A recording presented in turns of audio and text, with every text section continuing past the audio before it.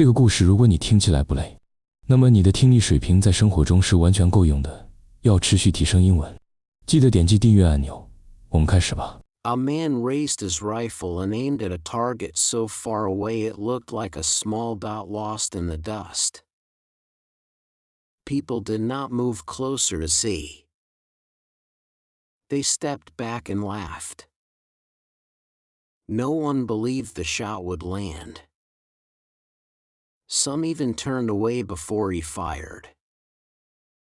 To them, the ending was already clear. This is where the idea of a long shot began. In the early 1800s, across open fields in America and Europe, shooting matches were more than games. They were tests of skill, pride, and patience. Men would line up with rifles, taking turns to hit wooden targets placed at different distances. At close range, the crowd stayed calm. Hits were expected. Skill was visible, but not surprising. But sometimes, one man would step back. Then step back again. And again. Soon, he would be far behind the others, so far that his figure looked smaller than the gun he held. The target, already small, would shrink into something almost invisible. The wind mattered more. The angle mattered more. Even a steady hand was no longer enough. The crowd would begin to whisper. Why go that far? What is the point? This is not skill. This is foolishness.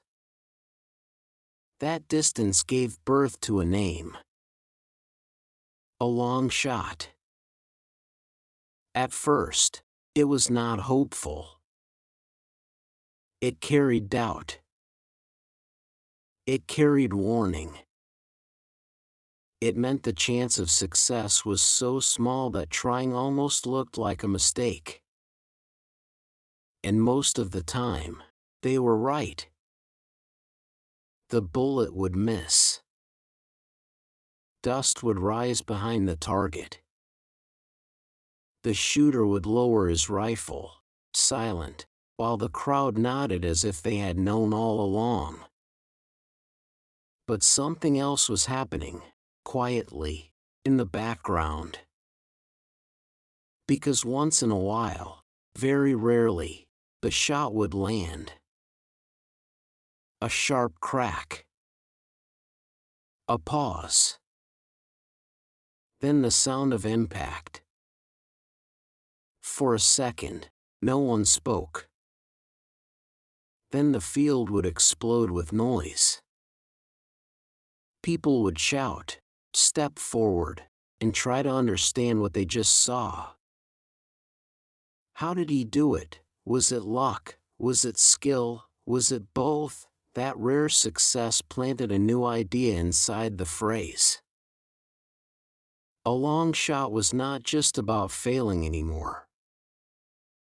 It was about the thin line between impossible and real. As years passed, the phrase traveled. It left the shooting fields and entered horse racing tracks, where the stakes were higher and the crowds were louder. Here, the meaning grew deeper. In horse racing, every horse had a story. Some were strong, trained, and proven. Their past wins made them favorites. People trusted them. Money followed them. And then there were the others. Horses with no big wins. Horses with weak records. Horses people barely looked at when placing bets. These horses were called long shots. the odds against them were huge. Sometimes 20 to 1. Sometimes 50 to 1. Numbers that told a clear story. Do not expect anything. The crowd moved with confidence toward the favorites. Tickets were bought quickly. Voices were loud. Excitement built around what seemed safe. Meanwhile, the long shot stood quiet. No attention. No praise. No belief. But races are not decided by belief. They are decided by what happens in motion. When the gates opened, all horses ran. At first, nothing surprising. The favorites took the lead. The crowd cheered, feeling safe in their choices. But races are long. And something always changes. A stumble. A shift in pace. A moment of hesitation. And from the back, where no one was watching closely, a long shot began to move. Step by step. Faster. Stronger. Passing one horse. Then another. At first, only a few people noticed. Then more heads turned. Then the noise changed. The long shot was no longer invisible. It was coming. Closer. Closer. Until suddenly, it was right there with the leaders. The final stretch turned into chaos. The crowd shouted, not with certainty, but with shock. This was not supposed to happen. And then, in a single burst of speed, the long shot crossed the finish line first. Silence hit before the sound returned. Because something deep had just shifted again. The phrase long shot no longer lived only in doubt. It now carried the power of surprise, of risk, of something breaking through expectation. Now bring this back to you. There is something in your life that feels too far away. A goal that looks small and distant, like that old target in the field. A path that others do not take seriously. A plan that makes people smile in a quiet, doubtful way. They may not say it out loud, but you can hear it. That is a long shot. And they are not completely wrong. The distance is real. The difficulty is real. The chance of failure is real. Ignoring that would be naive. But stopping there would be a mistake. Because history shows something simple and clear. Distance does not decide everything. Expectation does not decide everything. And crowds are often wrong. Every long shot carries two possible endings. The common one is failure. The quiet walk back.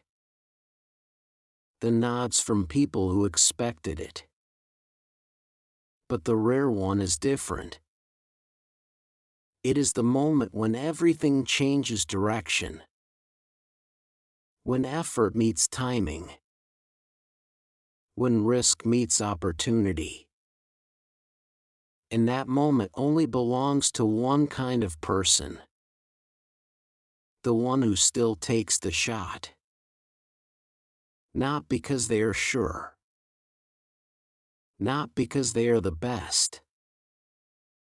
But because they are willing to stand farther than others and still try. Think about how many chances disappear before they even begin.